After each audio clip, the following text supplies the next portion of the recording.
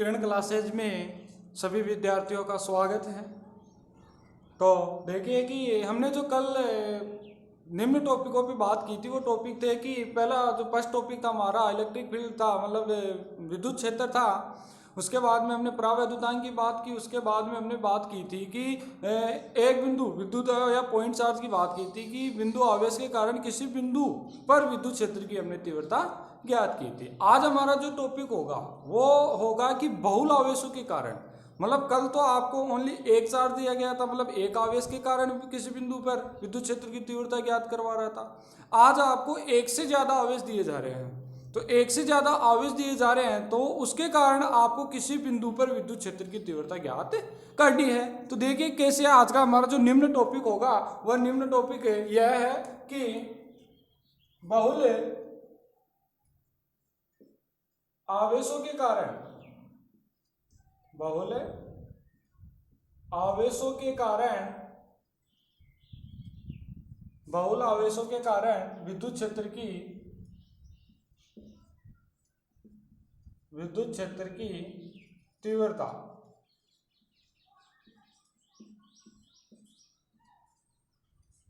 आज का जो हमारा टॉपिक है वह टॉपिक है कि बहुल आवेशों के कारण विद्युत क्षेत्र की तीव्रता ज्ञात करवा रहा है। मतलब ये तीव्रता को हमने इसे डिनोट किया था, मतलब इस आपको एक से ज्यादा आवेश देगा। एक से ज्यादा आवेश देने के बाद में आपको पूछ रहा है कि आप किसी भी बिंदु पे विद्युत क्षेत्र की तीव्रता ज्ञात कीजिए। तो माना कि हमें जो आवेश दिए गए हैं वो आवेश है कि प्रारंभिक जो आवेश है वो Q1 मान लेते हैं, द्वितीय आवेश है वो Q2 है, तृतीय जो आवेश है Q3 है। इसी प्रकार डॉट डॉट डॉट डॉट हमें आवेश दिए गए हैं Qn। बहुत सारे आवेश दिए गए हैं किसी बिंदु पर। माना ये बिंदु है हमारी, इस बिंदु पर हमें, माना ये कोई बिंदु P है, इस बिंदु पर हमें विद्युत क्षेत्र की तीव्रता ज्ञात करनी है। तो माना Q1 से ये आ गया, इसको मैं Q मान लेता हूं, ठीक है। कोई अन्य आवेश है Q, इसके बीच की दूरी होगी वो होगी R1, यहां से जो दूरी होगी वो हमारी होगी R2, और यहां से जो दूरी होगी वो होगी हमारी R3, और यहां से यहां तक की जो दूरी होगी वो होगी Rn। देखिए टॉपिक में भी बता रखा है कि बहुल आवेश मतलब एक से ज्यादा आवेश दिए गए हों, तो एक से ज्यादा आवेश मतलब Q1 Q2 Q3 dot dot dot dot Qn तक हमें आवेश दिए गए हैं, मतलब बहुत सारे आवेश दिए गए हैं। इन आवेशों के कारण किसी बिंदु P पर हमें क्या ज्ञात करना है, विद्युत क्षेत्र की तीव्रता। तो यह भी हम अध्यारोपण के सिद्धांत से ही ज्ञात करेंगे, प्रिंसिपल ऑफ सुपरपोजिशन से ही हम इसको भी ज्ञात करेंगे। तो कैसे, देखिए कि कल हमने जो ज्ञात किया था कि बिंदु आवेश के कारण, किसी एक आवेश के कारण विद्युत क्षेत्र की जो तीव्रता आई थी वो तीव्रता हमारी आई थी कि E बराबर के Q1 upon R square R cap. ये आई थी हमारी एक बिंदु के कारण। अब यहाँ पे तो एक बिंदु तो ये हो जाएगा, परंतु यहाँ पे एक से ज्यादा होगी तो मैं एक को R1 के रूप में ले लेता हूं। फर्स्ट है Q1, दूसरा Q2, तीसरा Q3, चौथा Qn। तो मैं बोल सकता हूं अध्यारोपण के सिद्धांत से, इसको भी हम अध्यारोपण के सिद्धांत से ज्ञात कर सकते हैं। तो विद्युत क्षेत्र के लिए, विद्युत क्षेत्र के लिए अध्यारोपण के सिद्धांत से तो मैं लिख सकता हूं अध्यारोपण के सिद्धांत से, अध्यारोपण के सिद्धांत से। और वो भी किसके लिए है, ये विद्युत क्षेत्र की तीव्रता, तो तीव्रता के लिए, तीव्रता के लिए। और तीव्रता के लिए यहां पे अध्यारोपण का सिद्धांत क्या होगा, E बराबर E1 E2 E3 E4 dot dot dot dot En। अब यहाँ पे आपको समीकरण एक के निम्न मानों की आवश्यकता पड़ेगी। E1 की आवश्यकता पड़ेगी, E2 की आवश्यकता पड़ेगी, E3 की आवश्यकता पड़ेगी और En की आवश्यकता पड़ेगी। तो इसको कैसे ज्ञात करेंगे, तो हमने कल ज्ञात किया था कि किसी बिंदु आवेश के कारण, किसी बिंदु आवेश के कारण जो विद्युत क्षेत्र की जो तीव्रता आई थी वो तीव्रता हमारे पास आई थी E बराबर के Q1 R square R cap.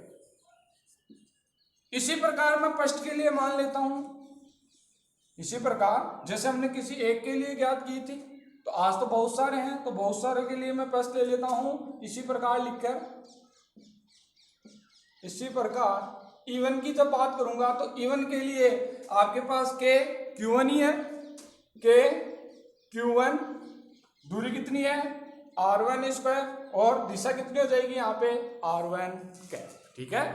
इसी प्रकार E2 की बात करूं तो E2 के लिए कितना हो जाएगा, 2 है यहाँ पे, के Q2 R2 square R2 cap. Second की बात हो गई। इसी प्रकार थर्ड की बात करें तो तीसरे के लिए जो बात होगी वो होगी E3 बराबर के Q3 R3 square R3 cap. इसी प्रकार हम लास्ट पार्ट की बात करें एन वाले पार्ट की, तो एन के लिए क्या आएगा, En बराबर के Qn Rn square Rn cap. ठीक है। निम्न समीकरणों के मानों को समीकरण 1 में रखने पर, तो मैं समीकरण 1 से कर बोल सकता हूं, समीकरण 1 से इनके मान क्या होंगे, E बराबर E1 का मान कितना आया के Qn R1 square R1 cap. Second का मान कितना आया के Q2 R2 square R2 cap. Third का मान कितना आया के Q3 R3 square R3 cap. इसी प्रकार फोर्थ का मान मतलब लास्ट एन वाले पद का मान कितना था, plus dot dot dot plus के Qn Rn square Rn cap.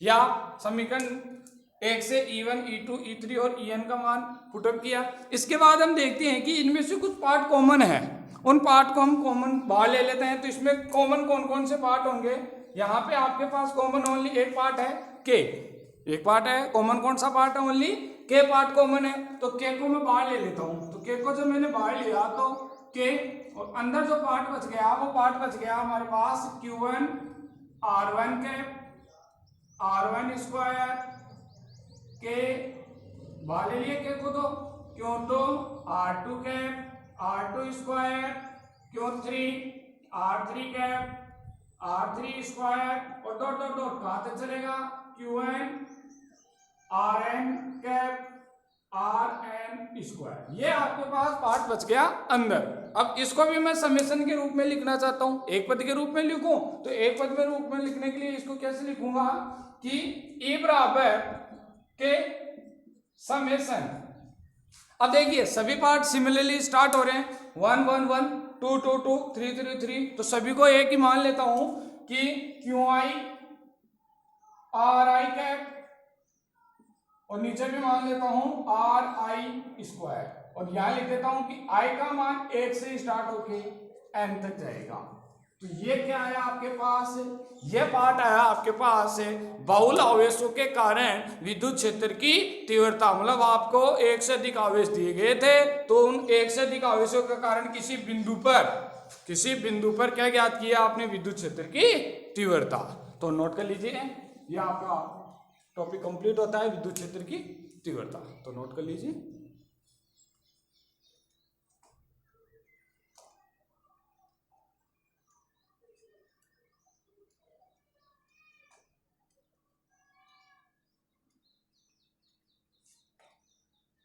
हो गया, ठीक है। तो देखिए जो अगला टॉपिक होगा हमारा,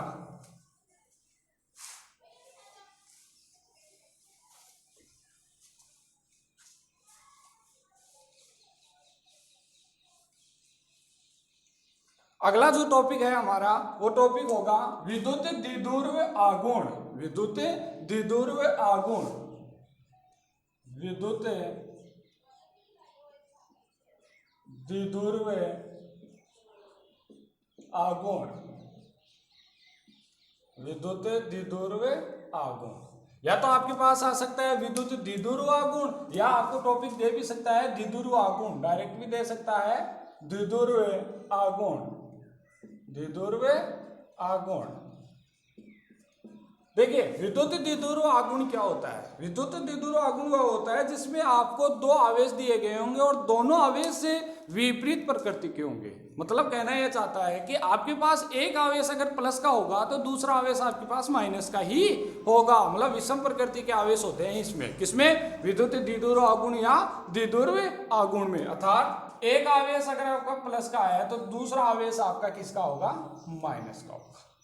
ठीक है। तो आप विद्युत द्विध्रुव आघूर्ण की परिभाषा कैसे लिखोगे, परिभाषा आप लिखोगे कि आपके पास दो आवेश दिए गए हैं विषम प्रकृति के, और इनकी जो बीच की दूरी होती है वो दूरी या तो आप d कई बुकों में डी दिया होता है और कई बुकों में 12 लेके चलते हैं। तो यहाँ पे मैं 12 लेके चल रहा हूँ कि बीच की दूरी कितनी है 12। तो यहाँ पे आप परिभाषा क्या लिखोगे विद्युत द्विध्रुव आघूर्ण की कि दोनों आवेशों के परिमाण व बीच की दूरी के गुणनफल को विद्युत द्विध्रुव आघूर्ण कहते हैं। और विद्युत द्विध्रुव आघूर्ण को P से डिनोट करते हैं। किससे डिनोट करोगे?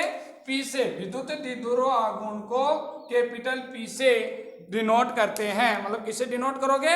P से। और इसकी परिभाषा क्या हो गई? परिभाषा सीधी सिंपल सी परिभाषा हो गई कि आपके पास विद्युत द्विध्रुव आघूर्ण में जो आवेश दिए जाएंगे वो दोनों विपरीत प्रकृति के आवेश दिए जाएंगे।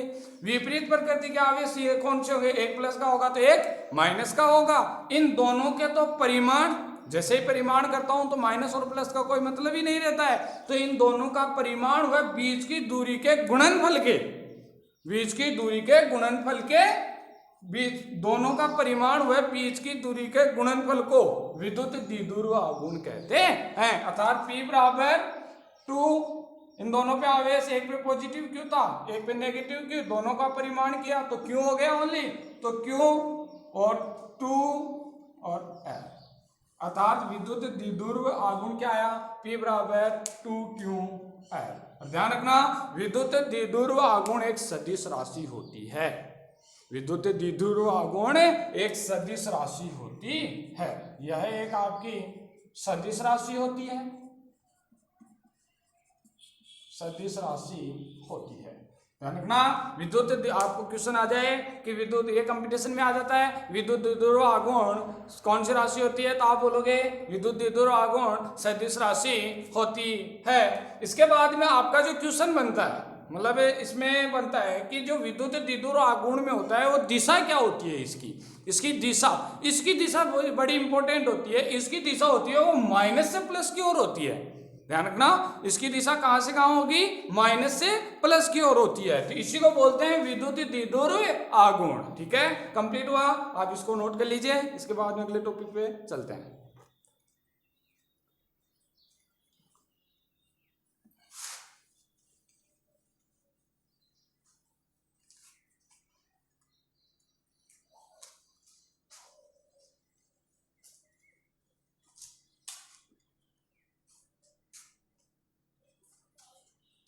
ठीक है, अगला जो टॉपिक होगा वो टॉपिक होगा कि विद्युत द्विध्रुव या द्विध्रुव आघूर्ण के कारण, द्विध्रुव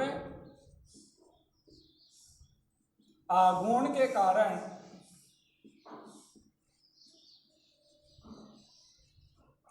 के कारण एक्स पर विद्युत क्षेत्र की, एक्स पर विद्युत क्षेत्र की तीव्रता ज्ञात करना। आपका जो टॉपिक होगा अगला, ये जो टॉपिक है वो टॉपिक है कि द्विध्रुव आघूर्ण के कारण, द्विध्रुव आघूर्ण मतलब P बराबर 2QL के कारण। तो विद्युत द्विध्रुव आघूर्ण के कारण अक्ष पर विद्युत क्षेत्र की तीव्रता ज्ञात करना। अब आप जानते हो कि ग्राफ में दो होता है, एक अक्ष होता है एक निरक्ष होता है। अक्ष किसे कहते हैं? जो सतह के अनुदिश हो, और निरक्ष कैसे कहते हैं? जो लंबवत हो। अर्थात कहना यह चाहता है कि अक्ष के अनुदिश होगी तो इसको तो बोलते हैं अक्ष के अनुदिश, और अगर ये निरक्ष हो जाए तो ये बोलते हैं वाय। मतलब दोनों के बीच में कितनी डिग्री का एंगल हो गया? 90 डिग्री। मतलब ऊपर की तरफ जाए तो कौन सा हो गया? निरक्ष। और अक्ष के अनुदिश मतलब सतह के अनुदिश। तो ये अक्ष की बातें कर रहा है। तो अक्ष के लिए देखिए क्या होगा कि इसने बोला है द्विध्रुव आघूर्ण के कारण। तो मैं मान रहा हूं कि इसने द्विध्रुव आघूर्ण बोल दिया, मतलब P बराबर 2QL, और दोनों आवेशों के बीच की दूरी कितनी थी?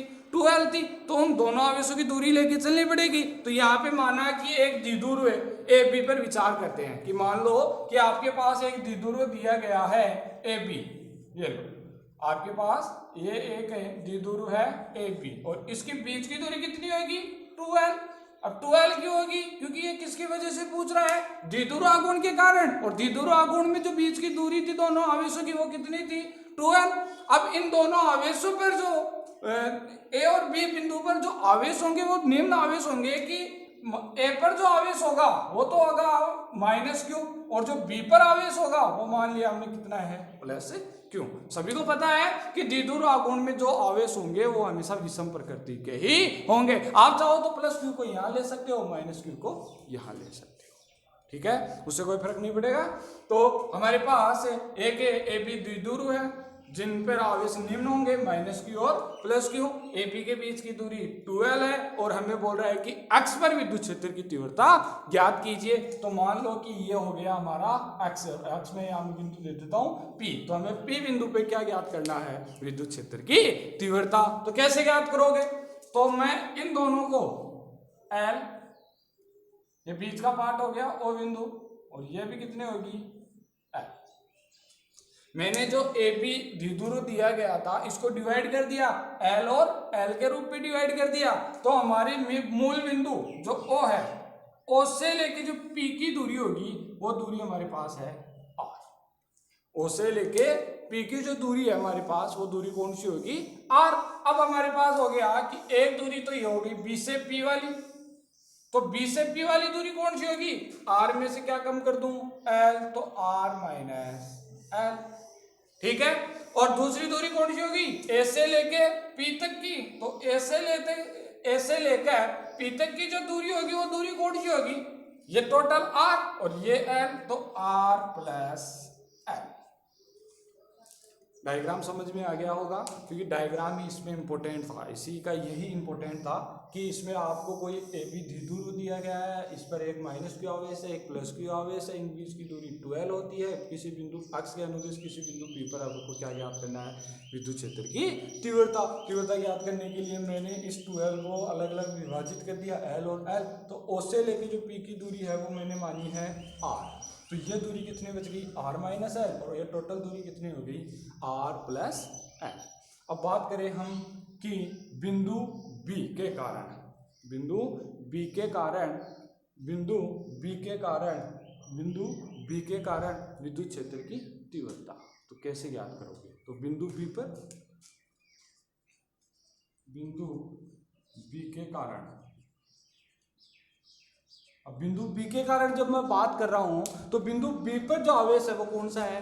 Plus Q. और इस प्लस क्यू आवेश के कारण जो विद्युत क्षेत्र की तीव्रता होगी वो कितनी होगी?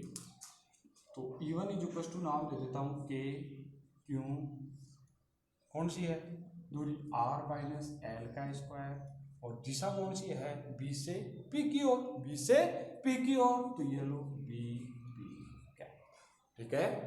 ये आपका हो गया बिंदु B के कारण विद्युत क्षेत्र की तीव्रता। B पे कौन सा आवेश था? प्लस क्यू आवेश था बिंदु B पर। इसी प्रकार आपको ज्ञात करना है बिंदु A के कारण। तो बिंदु A के कारण जो आपकी विद्युत क्षेत्र की तीव्रता होगी वो क्या होगी? बिंदु A के कारण जो विद्युत क्षेत्र की तीव्रता होगी उसमें मैं मान लेता हूं कि आपके पास कौन सी होगी? E2 होगी। अब यहाँ पे ध्यान रखने बात ये होगी कि K, यहाँ पे जो Q है वो कौन सा है? माइनस का है, विपरीत प्रकृति का आवेश है। तो मैंने क्या डिनोट किया? माइनस क्यू अपॉन R का, R कितनी है यहाँ पे? टोटल देखो R प्लस L, तो R प्लस L का स्क्वायर। अब दिशा भी इसकी उल्टी हो गई, इस तरफ हो गई, तो इसकी दिशा क्या करूं? P से A की ओर, तो ये लो P A क्या, कंप्लीट हो गया। अब देखिए मैं बोलूं कि परिणामी विद्युत क्षेत्र, मैंने A के कारण विद्युत क्षेत्र ज्ञात किया, B के कारण विद्युत क्षेत्र ज्ञात किया। अब इन दोनों के लिए मैं क्या ज्ञात कर रहा हूं? परिणामी विद्युत क्षेत्र। तो परिणामी विद्युत क्षेत्र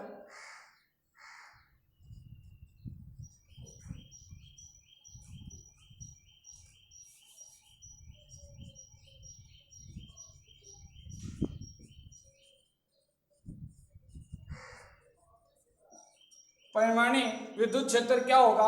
वो होगा E बराबर E1 प्लस E2। परिणामी विद्युत क्षेत्र क्या होगा? E1 प्लस E2, ठीक है। तो आपके पास E1 का मान कितना है? E1 का मान ये रहा, तो कितना है? K Q R minus L square BP cap. और E2 का मान कितना है? Minus K Q R plus L square, और दिशा कितनी है? PA cap. तो मैं एक काम करता हूँ, जो इसकी दिशा है इस दिशा को 1 मान के छोड़ देता हूँ, ठीक है। उसके बाद में जो हल होगा वो निम्न हल होगा, ई बराबर के Q R minus L, common ले लेता हूँ, के क्यू बाहर आएगा, अंदर क्या बचेगा 1 अपॉन आर माइनस एल का square minus 1 upon R plus L का स्क्वायर, ठीक है। इसके बाद में देखता हूं कि ई बराबर के क्यू, एलसीएम ले लो, एलसीएम कितना होगा आर माइनस एल का स्क्वायर और आर प्लस एल का स्क्वायर, और यहाँ पे क्या आएगा आर प्लस एल का स्क्वायर और माइनस आर माइनस एल का स्क्वायर। यहाँ पे आपने एक सूत्र बन रहा है a प्लस बी का स्क्वायर और a माइनस बी का स्क्वायर, तो a प्लस बी का स्क्वायर का सूत्र क्या होता है a square plus B square plus 2ab, और माइनस वाले के लिए क्या होगा a square plus B square minus 2ab। तो देखिए हल करने पर आपके पास जो मान आएगा वो आएगा e बराबर के क्यू, नीचे वाला पार्ट सेम रख देता हूं, ऊपर जो आएगा R square L square plus 2rl, ठीक है। यहाँ पे जो मान आएगा वो आएगा, माइनस तो है ही है, अंदर क्या आ जाएगा आर स्क्वायर एल स्क्वायर और माइनस का 2rl, माइनस का 2rl, ये आ गया। अब देखिए ये बार माइनस है, अंदर जब गुणा करवाऊंगा तो क्या आएगा कि ई बराबर के Q R square L square 2rl, ठीक है, और माइनस से जब इसको गुणा करवाऊंगा तो माइनस का आर स्क्वायर एल स्क्वायर और प्लस का 2rl, और नीचे का पार्ट क्या रहेगा सिमिलरली सेम ही रहेगा। तो सेम रहेगा तो इसमें देखिए ये पार्ट भी कट गया, ये पार्ट भी कट गया, जो कट गया उसको काट दो, जो बच गया उसको रख देते हैं के क्यों, अंदर जो पार्ट बचेगा 4rl, और नीचे जो पार्ट है हमारे पास वो क्या था r माइनस एल का स्क्वायर और r प्लस एल का स्क्वायर। हमारे पास जो नीचे पार्ट बचा वो कौन सा बचा r माइनस एल का स्क्वायर और r प्लस एल का स्क्वायर। अब देखिए हमारे पास यहाँ पे मैं बात करूंगा विद्युत द्विध्रुव आघूर्ण की। विद्युत द्विध्रुव आघूर्ण क्या होता था, P बराबर 2ql, P बराबर 2ql। तो इसको कैसे हल करोगे, तो इसको हल करने के लिए यहां से बनाना, तो E बराबर k और 2 बार ले लेता हूं, r बार ले लेता हूं, अंदर जो पार्ट बच गया आपके पास देखना क्यों अंदर गया, 2 में बाहर ले चुका हूं तो 2ql हो गया, और बाकी का पार्ट मैंने बाहर ले लिया। आप इसको जब गुणा करवाते हो तो 2 और 2 4, 4 वापिस आ गया, r आपके हाथ के आपका है, क्यों आपका है और l आपका है, ऐसे कैसे लिख दिया मैंने। और नीचे का जो पार्ट होगा उसको ऐसे कैसे रख लेता हूं, एक बार ये कंप्लीट हो गया। इसके बाद में देखिए कि यहाँ पे 2ql को मैं क्या लिख सकता हूँ p, तो जैसे मैं p लिखता हूँ तो e बराबर कितना आएगा 2k p r, और नीचे का जो पार्ट आएगा वो आएगा r माइनस एल का स्क्वायर r प्लस एल का स्क्वायर। आप इसको नोट कीजिए, इसके बाद में हम आगे चलते हैं, इसको भी हल करेंगे, नोट करो।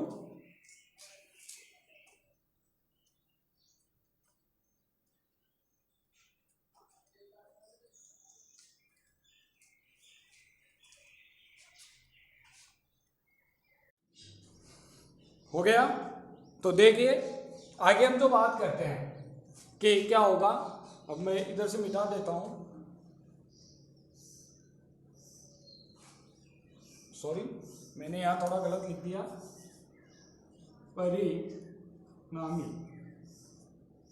परिणामी विद्युत क्षेत्र, परिणामी विद्युत क्षेत्र E बराबर E1 प्लस E2, मतलब रिजल्ट वाला लास्ट फाइनल, तो परिणामी आएगा यहाँ पे। तो देखिए आगे जो होगा कि यहाँ पे एक सूत्र बन रहा है कि a माइनस बी का square dot a plus B का स्क्वायर, इस सूत्र को कैसे लिखते हैं, a square minus B square, इसका सूत्र क्या होता है a square minus B square. तो मैं लिख सकता हूं E बराबर 2pr, इसी को पूरा लिख देता हूं अभी तो 1/4 पाई एप्सिलॉन नॉट अंदर जो बचेगा 2pr, और यहाँ पे आपके पास जो बच गया r square minus l square, r square minus l square. इस उत्तर से मैंने इसको लिख दिया है। अब इसके बाद में क्या करूंगा, इसके बाद में करता हूं कि मैं माना कि जो आपका l होगा वो बहुत ही कम होगा किसकी तुलना में, r की तुलना में। तो जब ये r की तुलना में कम हो रहा है तो l का समथिंग किसके बराबर हो जाएगा, नगण्य मतलब 0 के बराबर। तो इसको 0 बना के छोड़ देता हूं, तो आपके पास जो पार्ट बचेगा वो बचेगा e बराबर 1/4 pi epsilon not 2pr upon r square.